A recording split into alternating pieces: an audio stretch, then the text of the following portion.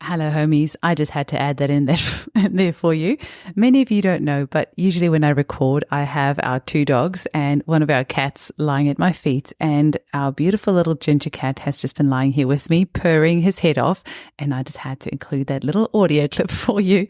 So today we speak with homeopath and educator Mary Ellis in the UK, who is the course director of 3 different homeopathic schools, the Southern College, the Midlands College, and the Iceland School.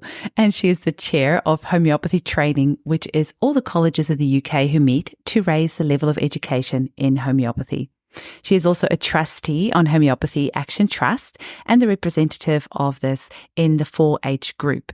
Now, we mentioned 4-H towards the end of the episode, and they have a wonderful free app, which I want to encourage all of you to go and download.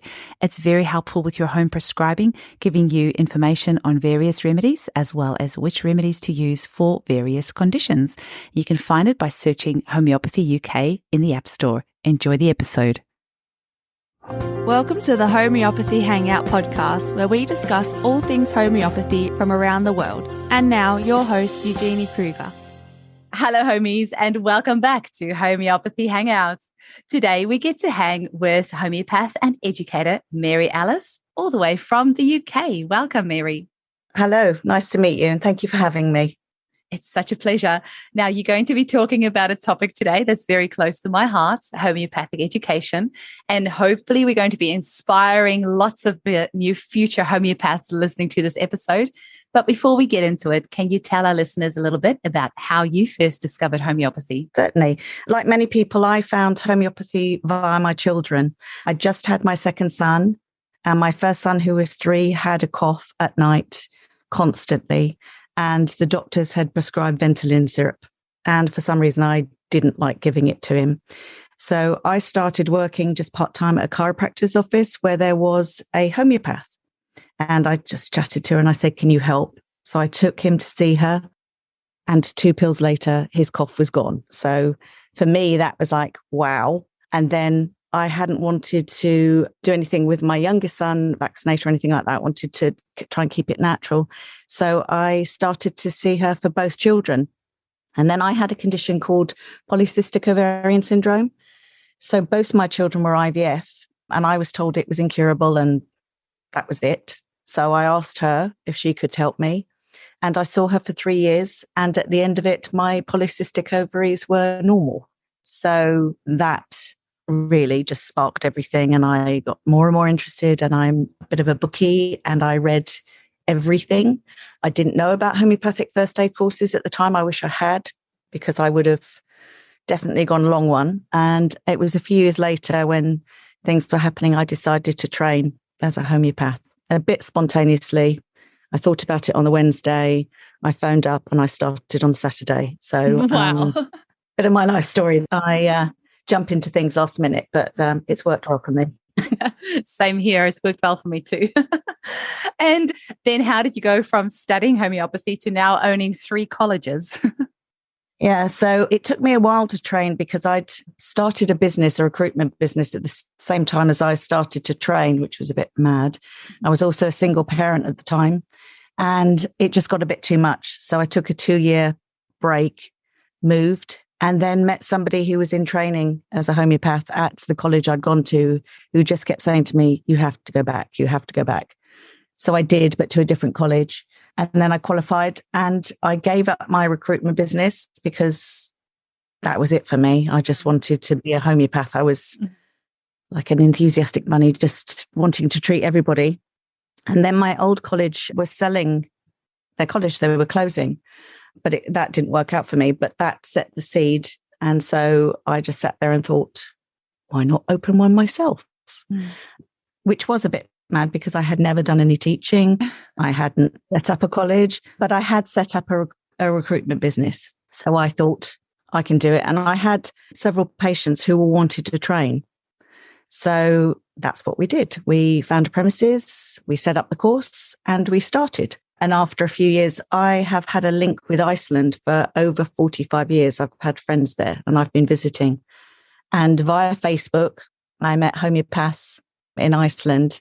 And so when I was over there, I met some homeopaths and we started chatting. And the college, which had been my old college, had closed down. So I thought this was a wonderful opportunity. It gets me a chance to go to Iceland a lot, restart the homeopathic community there. And I found a wonderful homeopath, Tina, who helped me start it. So that's been going for several years now. And then just recently, we've started the Malvern College. And that was from a colleague who had the Birmingham College, and that had closed down. And that was tragic, hearing so many colleges close down. So I just sort of said, do you want me to restart it? But we moved from Birmingham to Malvern because it's beautiful. And that started in November. So we had quite good intake from there. That's incredible. It is very sad when you talk about these colleges closing. What do you think the homeopathic education scene has been like over the past few decades, maybe? Just run us through that, and where do you think it's going to at the moment?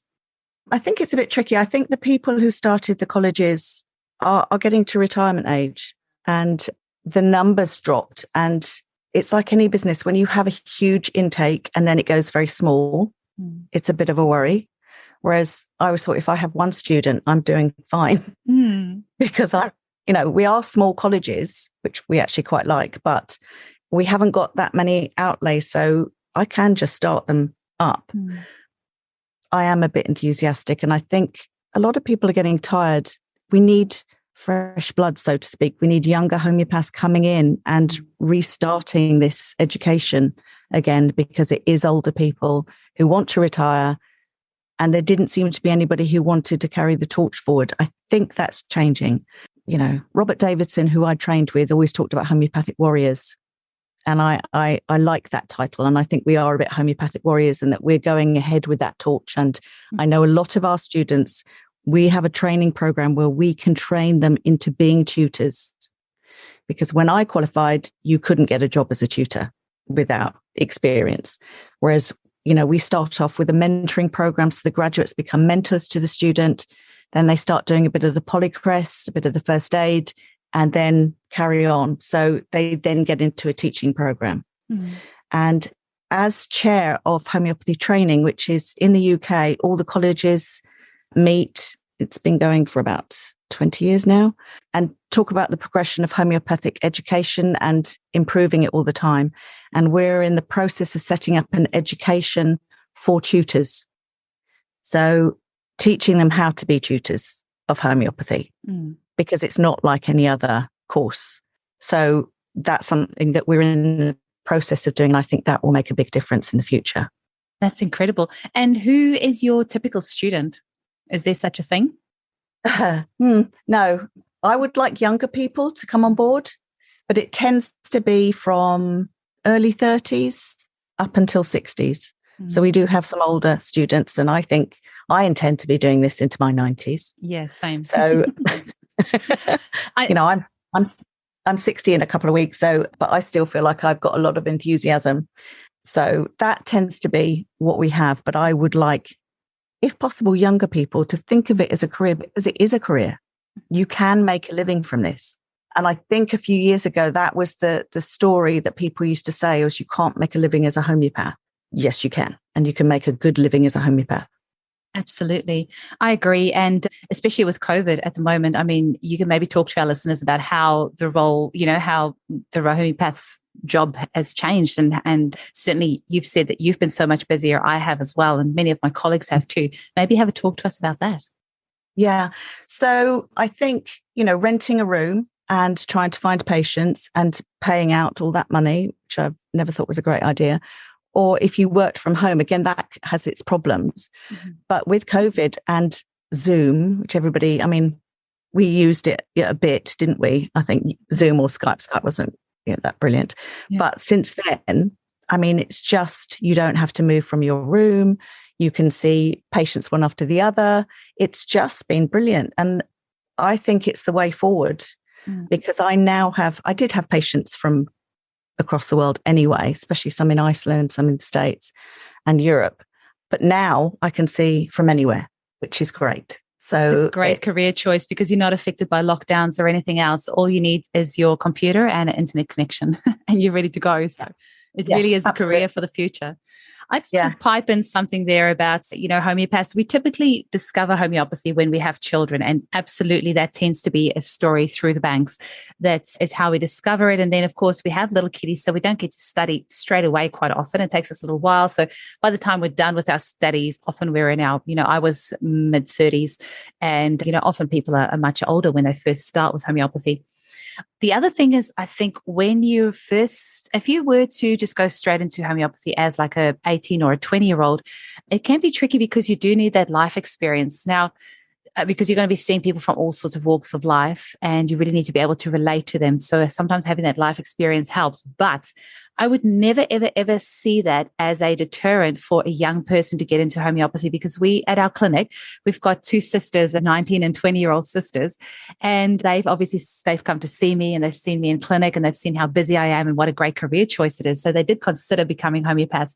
And I said to them, you don't necessarily need that life experience. You could actually study as a 18, 19, 20-year-old and then just go straight into a children's ear, nose, and throat clinic. So you're just dealing with ear, nose, and throat. You don't have to do the anxiety, the depression, the PCOS, all the other complex conditions. Just focus on ear, nose, and throat, and you will have a thriving clinic, because there are so many children suffering with that, and so many parents seeing pediatrician after pediatrician and not getting answers. So don't let age put you off at all. I totally agree. And I think the people who are interested in homeopathy, even youngsters, I think there's a certain type of person who's quite exploring, looking at different things. They're not just looking at a fast buck, which, I was in recruitment. That's what your job was. So they're a bit more, it's not the word evolved, but more mature in attitude. So I think it's a really good career. I do, even at a youngster. I think 25 is a really good age. Absolutely. Because you've had some life experience. You might have been to uni, but it's not fulfilling enough and you want a career. And I think that's a really good age to start training. I agree. And even if you start earlier and then end up doing professional development and say more advanced courses, by the time you're done, you'll probably be about 25, 26 anyway. So age definitely isn't a barrier. No. And our course is 4 years. So even if you start at 25, and one of the things that I think is really important in our college is that we do practice development, and that carries on. So we have a graduate program where we do CPD, so that you're constantly learning, because it can be a lonely business. But I think building up networks of other homeopaths and being involved still with the college and coming on courses and lectures is a really great way of being connected and developing your skills. I think it's not a great thing if you're sitting in your room talking to people and you don't explore anything else, because homeopathy is developing just like medicine is developing, and new things are coming in all the time, and science is catching up with homeopathy. So we're discovering more about how it works. And I just think it's so exciting. So, it is. Constantly learning is what keeps you going. It really is, yeah. And it's such a wide variety. I mean, you could, if you were just to go and study a piece of materia medica, you can look into the mythology of this substance. You can look into the chemical compounds of it and any sort of folklore behind it, as well as, any toxicology reports and the provings. So it's just so multifaceted and multidimensional. Yeah. Yeah. That's what makes it so interesting, I think. Now, something you've done that really has intrigued me is the homeopathy supports refugees. Can you tell our listeners what that is and what that was and what it was? There? Yes. So in 2000, I think it was 15, the end of 2015, some homeopaths, Rick's Pike, went to Calais. She was invited to Calais in France because there was the jungle there, a big camp. And it was, pretty tragic. There was Médecins Sans Frontières helping out, but there wasn't a lot of help for the people. And I'd been looking at the news and thinking, I'd love to do something. So a group of us got together and we formed Homeopath Support Refugees, and we went out originally to Dunkirk, which was called the Forgotten Camp. I didn't even know there was a camp there. And the conditions were truly awful. I mean, you were knee deep in mud, and it was mostly families living in tented place in the mud, in the cold. They had 13 toilets with 4,000 people, and some of them didn't work. 3 shower blocks. They had scabies and TB, and diarrhea and vomiting in these children. And we just went to see what we could do. There were other volunteers there that had made a woman's tent, which they allowed us into, where the women and children could go, where it was dry and warm. And we started treating people. And we went back every couple of weeks. And then when Dunkirk got demolished, because they kicked everybody else, it then went to Calais. And at the time we were going, there were 10,000 people in the camp, which was horrendous. But they made it a thriving community. I mean, it was wonderful what they did. And we saw 1,000 people in 2 days. There were about 5 of us, and we were surrounded, and we were just giving out remedies. And we had a wonderful response from the homeopaths here, who made up remedies for us and sent them, so that we had enough. Because we gave, it tended to be the same sort of thing that you could give, because you had about 2 minutes of miming, and we had people who were interpreting for us to get what the symptoms were. So we had a snot chart with different colour phlegms that they could just point to, a poo chart. They would show us their skin. And so we had scabies mix, lung mix, cough mix, shock mix, trauma mix. So we did lots of mixes. So it wasn't classical homeopathy, because you just couldn't do that there. And we did that until the camp again was demolished. And then we went out for a few months more, but they were scattered, and it became quite dangerous and difficult to treat people, because we were going into the woods and there was a couple of us on our own, and it just got too difficult. So, and I did it for about 2 years and I was a bit worn out. So we stopped going. But then the Grenfell fire happened. And so a group of us started there, and that grew, and that's still going on a bit. COVID obviously knocked it. I wasn't so involved in that, but we carried it on. So it's still there for the next crisis that we could do something. But I have to say that the homeopaths as a community were wonderful in that, rallying together and providing us with donations for remedies and tinctures and clothing and sleeping bags and things like that. They just didn't only do remedies. They were wonderful. So yeah, it was the best of times and the worst of times is how I describe it.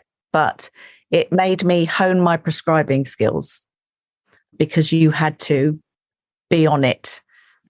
But I think the homeopaths there, we worked really well as a team. If you had somebody talking to you and you're thinking, oh, what remedy? Somebody else would go, that Kali Bic or that, something. And because we all seemed to be working in connection, and we could hear what was going on, and sometimes pop in with a remedy and you go, oh, of course it is. So yeah, wonderful time.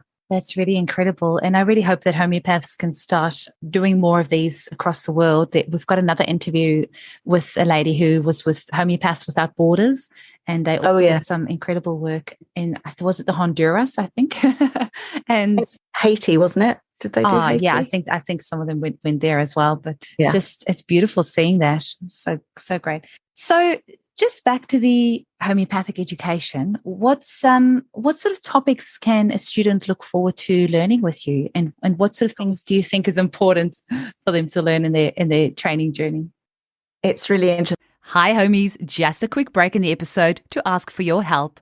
Producing this show takes a lot of time and money, and I would really appreciate your support so I can continue producing new episodes for you to enjoy.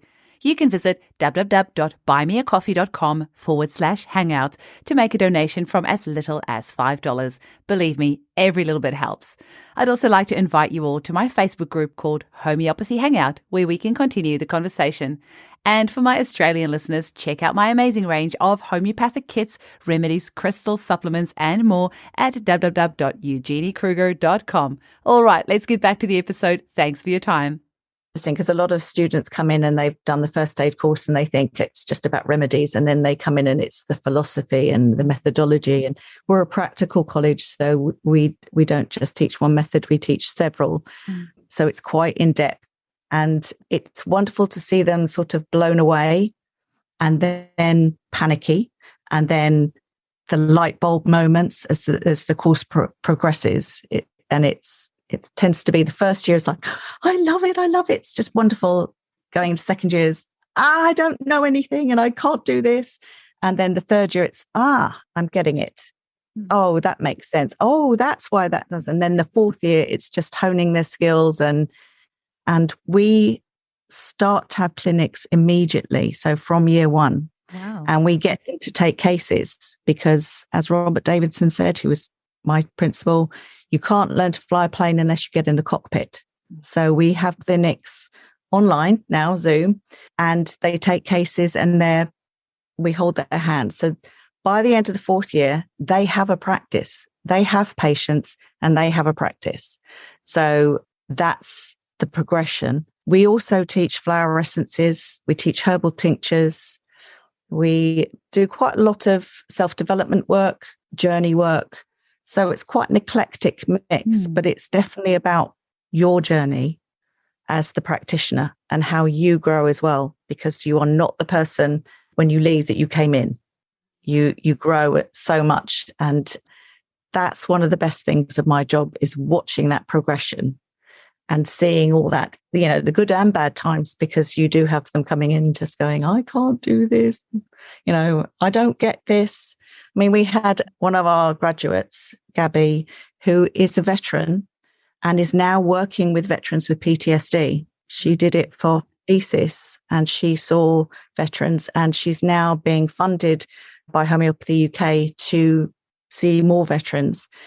And it was really in her 4th years that she suddenly went, oh my God, I get it. She was seeing the remedies work in a different way. And it was the 4th year was her big light bulb moment where she struggled a bit, and then suddenly, and now she's flying. She's absolutely flying, and she's doing GoFundMe pages because veterans who some of them had been on treatment for 10 years for PTSD and hadn't really improved. And then 4 appointments with homeopathy, were sleeping, depression was getting better, relationships being reformed. And they all gave testimonials on her graduation about how fabulous it was. And a lot of them were skeptics. And the wonderful thing about soldiers is they won't take any woo-woo stuff. Yeah. So when they tell you it works. It works. Yeah. Yeah. Yeah. That was wonderful. So I think you get some people who just right from the start are in it, and other people, it just takes a bit longer. But it's wonderful to see. And that's what drives me forward, because each year is different. Each year brings up a different thing. And one of the things I'm very keen on is that our education doesn't stay stuck in this. We're evolving all the time and looking at new ways of developing it, new ways of making it better and better and better, and evolving in the same way as our students do. So we're constantly changing, which is what makes me excited. Yeah. And is your teaching mostly online, or is it in person, or a combination? We did go online in lockdown. It wasn't great, to be honest. We have always had we have a lady in Doha that could come a couple of times a year, but she was all online. We have now more people online, but we do a mixture, because actually being together in that energy is really good. So some of our Icelandic students in lockdown came online with us. So that was really good. So we do a mixture now. Some people are online if they can't get into us, but we are in person, because I think there is an energy there that is, I don't want to stop that. So I wouldn't do a totally online course. A mixture is fine, but I do like being with them. And how do people get hold of your colleges? Or how do they get hold of you if they want to enroll or find out more information? So we have a website, which is schom.com, and all 3 colleges are on there. And then email me or give me a call. And then I normally have a Zoom chat with somebody and just let them answer all the questions. But what we offer is somebody to come in and sit in, either in person or on Zoom, for a weekend, a day or a weekend, and just see what it's like and talk to the other students, because I think I'm quite persuasive, but I think, I could talk anyone around, but I think it's really good if they meet the students and get to hear what it's like and meet the tutors. So people often like to do that, and then they're just really fired up and want to join. So Absolutely. That's what we offer. Yeah. Is there anything else that you want to add just about why you think homeopathy is a great career choice, or about homeopathic education, or just anything else to inspire people to get studying? I think if you are interested in health, yours and anybody else's, and you're interested in people and you want to help, homeopathy really is the way forward, because we're talking about planet-friendly medicine. We're talking about non-toxicity. We're talking about raising your health, your vital force, as we call it. And you can do that all with homeopathy with, no danger. There's no harm with it. And I was told recently that the average 55-year-old is on 4 medications. I mean, that's frightening. And our children are medicated and have Calpol and all the rest of it. And you can do it all naturally. My youngest now is 26 and he's never been to the doctor. Amazing. So, I mean, he thinks I'm a bit of a witch sometimes and often doesn't want something. But when he's ill, he will say, Mum, have you got something? And to say that, children are now men, never needed to go to the doctor is quite amazing. And I think that's where we have a place. If I have my leg is broken, I'm going to go to hospital. If there's something, trauma, I'm going to go to the hospital. It has its place. I'm not saying we are alternative, but I would like an integrated. But we have our place with eczema and asthma and hormones and coughs, colds, earaches. It's wonderful. I mean, my children did moan at me that they never had a day off school because of illness. All the other children got a day off school and they never did, because if they had something, they got given remedies and by the morning they were fine and they went to school. I think it's the way forward. And I think, if we're talking about a better planet and health-wise, I think this homeopathy is really the green medicine. It really is. I think that's something that we don't harp on enough, really, is just how sustainable homeopathy is. If you want to talk about sustainability or green medicine, nothing tops homeopathy. It is literally the greenest, most sustainable medicine on the planet, hands down, no arguments. Absolutely. Yeah, definitely. Absolutely. Now, Mary, we always like to ask our guests at the end of the podcast their 3 favorite homeopathic remedies and why. And I know that can be a really tricky one, but maybe for you, I can put a little bit of spin on that. What are the 3 homeopathic remedies that your students maybe find the most interesting, or the ones that you get the most interesting comments from when you teach the materia medica to your students? Oh, that is a tricky one.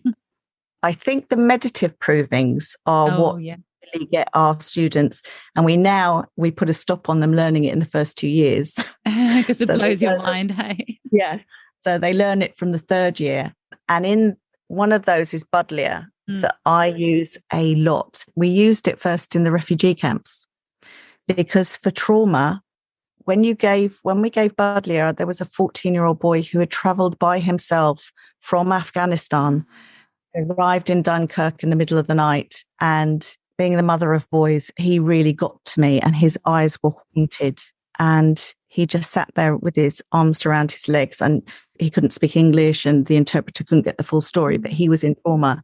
And we gave him Budlia 10M, and his eyes, the light went on in his eyes, and he started playing with some of the little children in there where he'd been wrapped up, and it was instantaneous. So that's one of my remedies that I just love. I've been using Budlia for a while, and actually just another, because I batch record on Fridays, and somebody else today mentioned Budlia. I didn't realize it was a meditative proving. I just assumed they'd used the plant itself, the butterfly bush itself, to make the remedy from, but it was actually a meditative proving. I think they're still made from the Budlia, but you just meditate on it rather than the old traditional way. I think it's just a different way of proving it. Incredible. I love them, the meditative provings I do. I think they're like the new age. It's like Medorrhinum americana is Medorrhinum super boosted for the 21st century. So where Medorrhinum might not work, but you see it indicated, you would use Medorrhinum americana and it just goes ding. Wow. Okay, I've learned something new today. Thanks. And it's emerald is another one that is the new carcinosin. So it has all the carcinosin, but it does a bit more. So that's where they're really interesting. And I know that our students love them. Amazing. So we've got Budlia there and emerald and Medorrhinum. I would say arsenicum. Yeah, and arsenicum, if we're going to, arsenicum, I think is useful for so many things that it's always by my side and I can give to people for various things. So yeah, I like arsenicum. It is such a good one. Okay. So I wonder, Mary, I know you're also involved with 4-H. Can you tell us a little bit about what that is and what they do? Yes. So 4-H is all of the organisations that collectively meet, and we are promoting homeopathy to the Just general in the UK, public. though, hey? In the UK, but there are other 4-H's. I think there's Australia now have it. I think China or Hong Kong and a few other places have also connected with 4-H. We did it in the start, but they are expanding. And it's about promoting homeopathy to the general public, but also helping practitioners.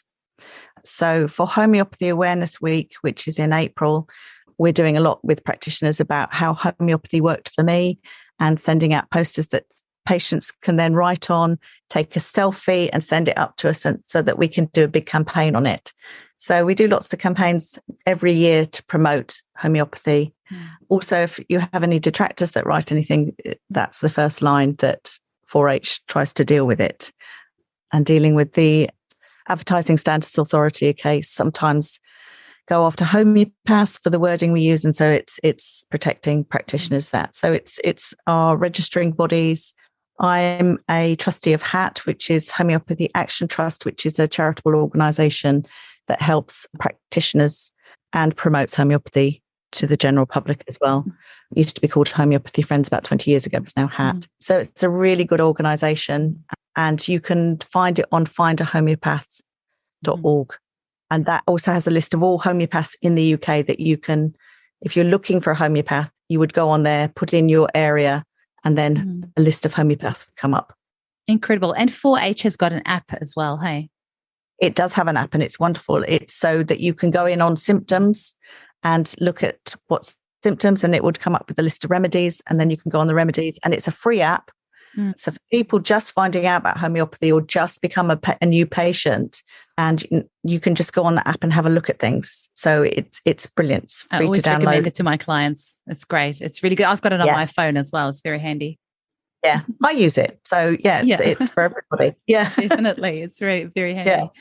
Well, thank you so much for your time today. I am just so hoping that right now there is somebody listening to this podcast that's going to be inspired to get in touch and study homeopathy, because it's the career for the future, and it's the medicine for the future. It's just got all the ticks right there to, have a wonderful career helping people around the world. You're not limited by your location at all. And it's the one job you will never, ever, ever get bored of.